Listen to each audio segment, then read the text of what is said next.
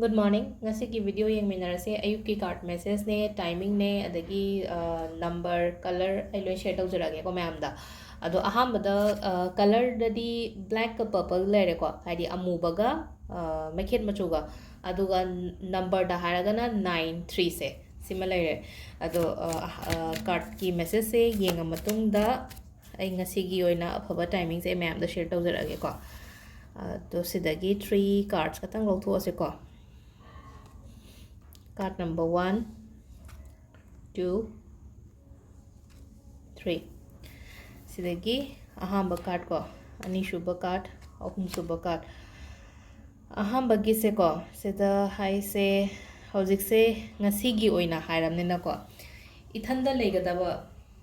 haidi time se ithanda spend to ko ngasigi oina haidi wakhan khallo kai kai no tawgadaba khotgadaba mayam se adi mathangi lakadori ba hafta sida ai kai kai planning to ba yai khop yai haiba mayam do ko nungai taba khotaba leiraga su ko aina thangjagi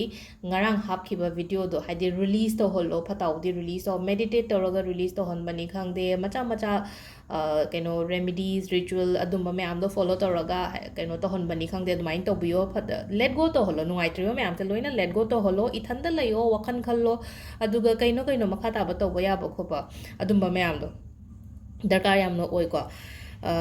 haidi ahoigi wakhan se yamna peace oi hanba ma mathau tai ba hujik se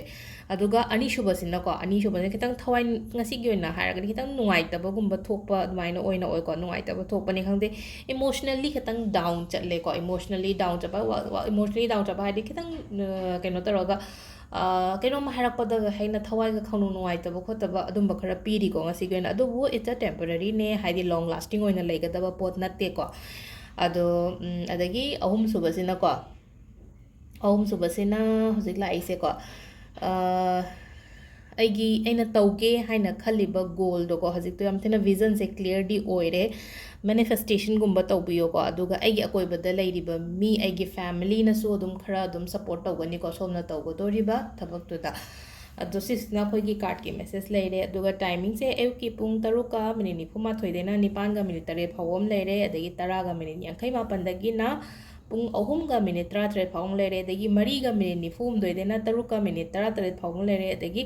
8 ka minute 58 dagi na 12 ga minute 13 phawom leire ko aduga no ngolam dagi na ahum ga minute nifuma thoidena pung 5 ga minute 30 phawom leire ko sisina ngasi gi oina afaba timing number ga color ga di chap mane ko nungti gi piri se only ngasai gi akhoi gi card ki energy khena lakani ko nomagi aduga pungbam sima su kar khena lai ko ani am din number color du chimpha pu badi yare hari color di chimpha pu ramani mamang che hi da gieng pa mi oi tara gadi hari monday da kai she kadam no tuesday da kai she kadam no wednesday da kai she kadam no ko only just haji adugi number do katang ko hari monday 47 tuesday 69 wednesday 104 thursday 25 friday 71 saturday 93 Sunday 15 se ko smaina aina sum ai na sum chimpa puri smaina da shom jo dum pu birani ba sai akoina color chimpa pu gi ba dumaina ado si ai still loina ma dum aina khangba do dum ai gi keno da share tok job su yare ko ai chinau da ni khang am iu ne si no ne kholu ne haim na chingwa dumai taraga aduga only just matam se khatang ne ba nungti gi mana dress ko matam se di ngasi ga hayenga gi matam khena gani hangchit gi matam khena gani ko pha ngom se de ado sida leire ko khoi gi ngasi gi card ki message ma'am thank you